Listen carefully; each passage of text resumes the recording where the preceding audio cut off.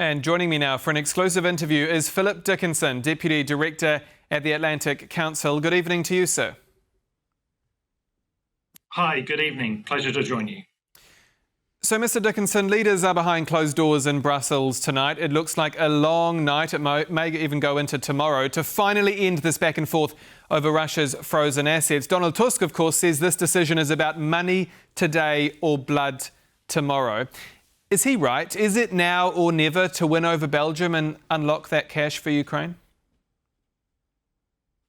Well, this is a really critical moment for the whole of the European project, beyond just the specific details of how money is transferred to Ukraine.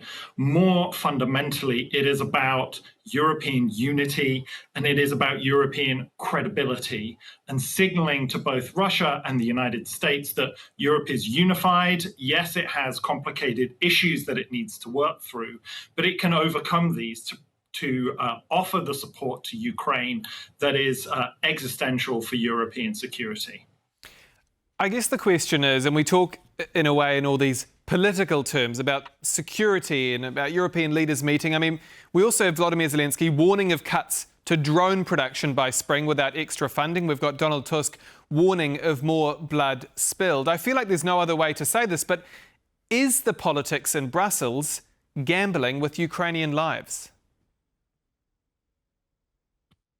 The situation really has been life or death for Ukraine for several years. So this is not something that is new for the European leaders.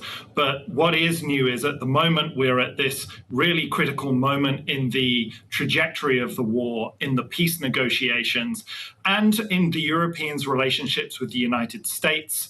I think using terms like gambling with Ukrainian lives, I personally shy away from that kind of hyperbole, but this is a really pivotal moment that will help determine the next 6 months in the war in Ukraine, as well as I mentioned earlier, the reputation of Europe as a credible and decisive actor on the world stage that is able to stand up and defend its core interests. But when Donald Tusk is talking about money today or blood tomorrow, or Volodymyr Zelensky is warning of cuts to drone production by spring, I mean, lives are at stake, aren't they?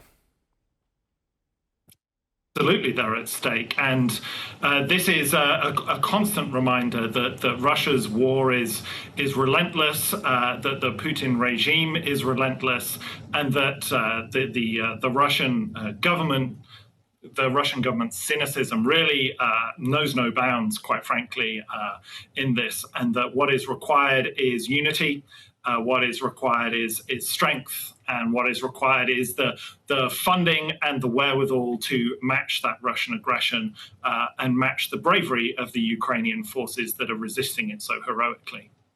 So on the flip side, does Belgian Prime Minister have a bit of a point here that given most of the cash is in a Belgian clearinghouse, given Russia is now suing Euroclear, he has kind of every right to protect his own country from legal threats, obviously right now, but also into the future. I mean, can you understand also where he's coming from?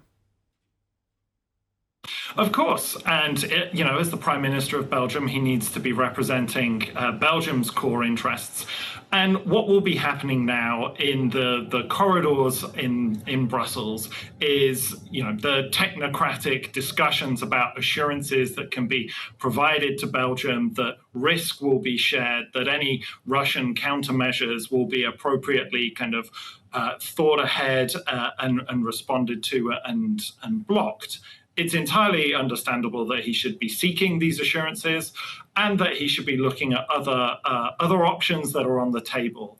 I think at this kind of moment in diplomatic negotiations, while everything is behind closed doors, everything is uncertain, the rule 101 in diplomatic negotiations is that nothing is agreed until everything is agreed.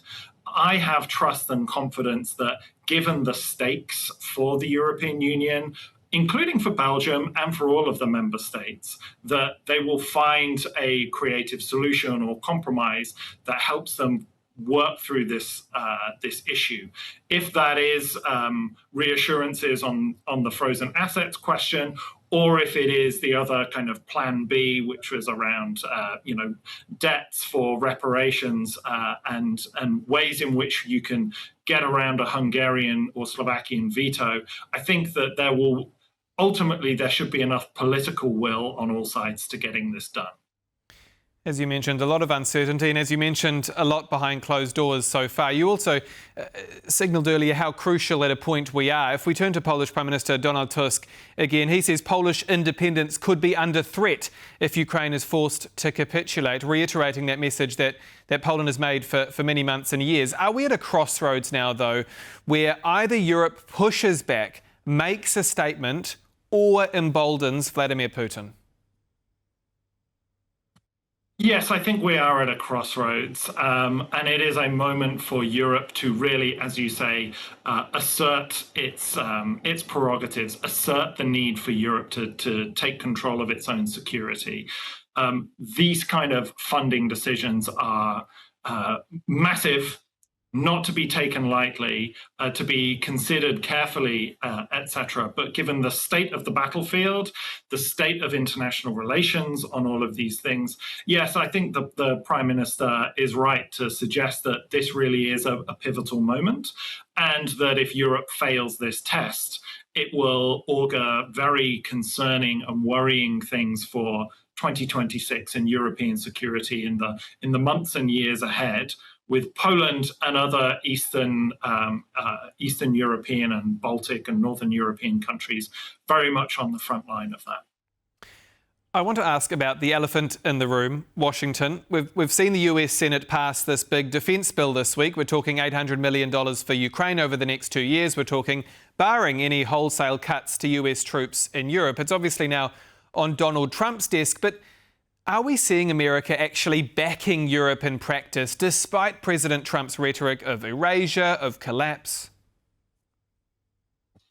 Yeah, I think the national security strategy, which gained so much attention and focus, that gave, an overarching picture of how this administration can see some of these big issues.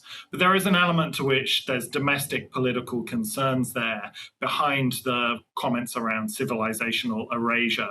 The fundamental kind of landscape that this administration considers is its own domestic politics. And their sworn enemies are progressives and liberals. And so by extension, I think some of that language in the national security strategy is a reflection of their own kind of domestic politics in the US. But as far as kind of the details of European security go, look at documents like the National Defence Authorization Act that you mentioned had been passed. I think that gives much more concrete signals as to where the administration is going. There are different camps within the administration. I think you can see different fingerprints on parts of the national security strategy. That's why certain elements of it were perhaps contradictory. But look at the National Defence Authorization Act. Look as well at the upcoming National Defence Strategy, which the Defence Secretary has foreshadowed as well, for a little bit more of the concrete implications. And of course, both parts of the House and the Congress, Republican and Democrat, are very much in support of this bill. One part of this defence bill blocks any attempts to transfer the role of NATO's Supreme Allied Commander in Europe away from the head of America's European Command, so kind of keeping that job as one and the same. Does that send a signal to Moscow? You mentioned signal there. Does that send a signal that NATO is willing to act if it needs to, and that Washington still believes it has skin in the game?